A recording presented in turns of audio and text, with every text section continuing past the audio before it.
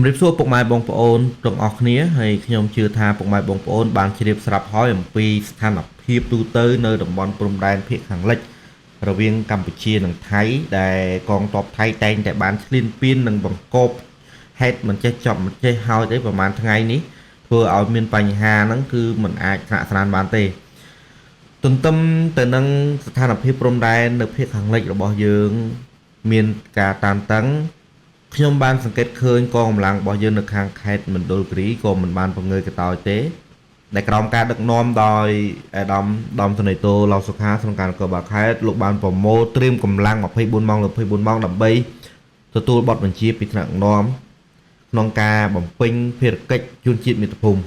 ហើយនៅក្នុងនោះក៏យើងសង្កេតឃើញមានកងកម្លាំងបានត្រៀមរួចជាស្រេចនៅសម្ភារៈសឹក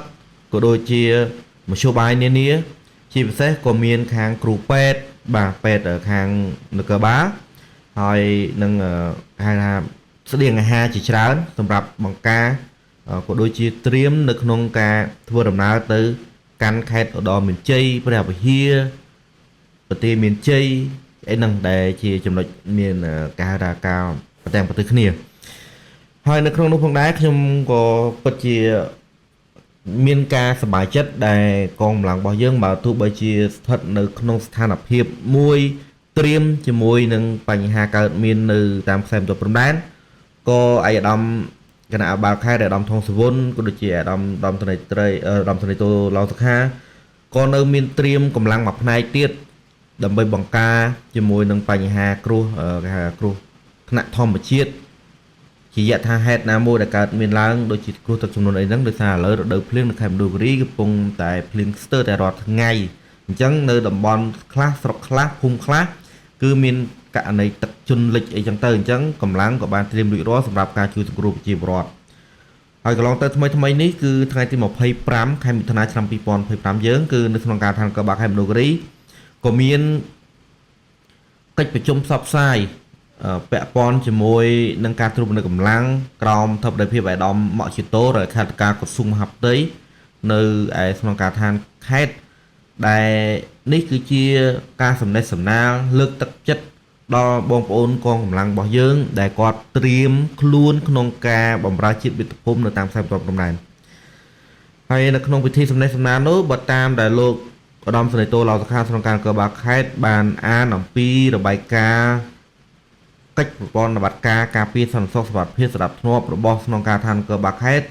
ហើយតាមរបាយការណ៍គឺបានបង្ហាញថាកងកម្លាំងនគរបាលគឺបានរក្សានៅសន្តិសុខសុវត្ថិភាពសម្រាប់ធ្នាប់នោះគឺល្អបាទ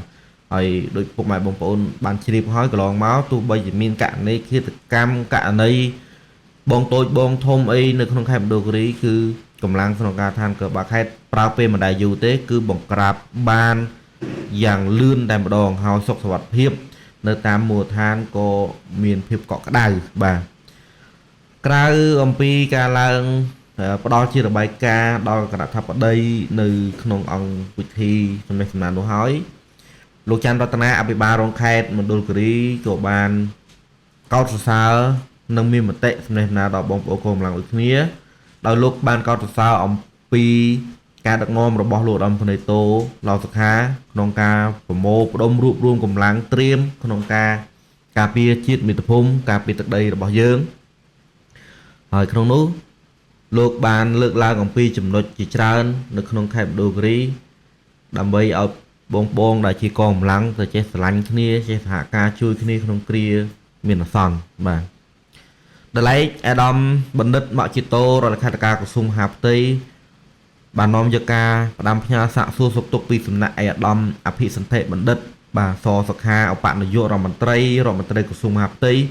ជូនដល់បងប្អូនកងកម្លាំងនៃក្នុងការឋាននគរបាលខេត្តមណ្ឌលគិរីនឹងបានថ្លែងប្រាប់អំពីស្ថានភាពនិងគោលនយោបាយរបស់រាជរដ្ឋាភិបាលក្នុងការដឹកនាំដ៏ឆ្លៀសវៃរបស់សម្ដេចមហាបវរធិបតីហ៊ុនម៉ាណែត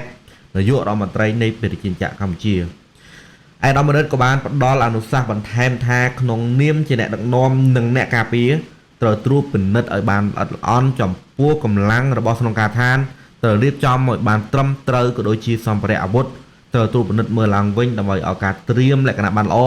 និងត្រូវរៀបចំកន្លែងស្នាក់នៅហូបចុកកន្លែងវឹកហាត់គ្រូបង្វឹកឲ្យបានល្អប្រសើរជូនដល់កងកម្លាំងរបស់យើង អាដាមបណ្ឌិតមកជីតូក៏បានលើកទឹកចិត្តផងដែរដល់បងប្អូនកងកម្លាំងទាំងអស់ត្រូវពង្រឹងការអនុវត្តការងារសន្តិសុខស្ដាប់ធ្នាប់សាធារណៈនិងត្រូវបន្តវឹកហាត់យុទ្ធវិធីជាប្រចាំការប្រើប្រាស់អាវុធនិងរបៀបការពារខ្លួនឲ្យបានស្ទាត់ជំនាញដើម្បីបង្កើននូវសមត្ថភាពរបស់ខ្លួននិងត្រូវសហការគ្នាឲ្យកាន់តែល្អក្នុងកិច្ចការពារសន្តិសុខសុវត្ថិភាពជូនប្រជាពលរដ្ឋបាទត្រង់ចំណុចនេះខ្ញុំក៏មានមតិផ្ទាល់ខ្លួនបន្តិចខ្ញុំពិតជាមានអារម្មណ៍រំភើបសប្បាយរីករាយដែលបានមករស់នៅខេត្តមណ្ឌលគិរីច្រើនឆ្នាំហើយខេត្តមួយនេះគឺពោរពេញទៅដោយធនធានធម្មជាតិអាកាសធាតុត្រជាក់ស្រួលហើយអ្វីដែលសំខាន់គឺបងកងកម្លាំងក្រោមការដឹកនាំរបស់គណៈបញ្ជាការឯកភាពខេត្តក្រោមការដឹកនាំដោយមកគេហៅថាមេបញ្ជាការកងកម្លាំងទាំង3ប្រភេទគឺបានយកចិត្តទុកដាក់ក្នុងការថែរក្សាសន្តិសុខសុវត្ថិភាពជូនដល់ប្រជាពលរដ្ឋក៏ដូចជារូបខ្ញុំបាទផ្ទាល់ផងដែរអញ្ចឹងខ្ញុំបាទសូមថ្លែងអំណរគុណដល់ថ្នាក់ដឹកនាំទាំងអស់នៅក្នុងខេត្តមណ្ឌលគិរីដែលបានយកចិត្តទុកដាក់ទាំងយប់ទាំងថ្ងៃក្នុងការជួយការពារសុខសុវត្ថិភាពជូនប្រជាពលរដ្ឋនៅក្នុងមូលដ្ឋានជូនពរ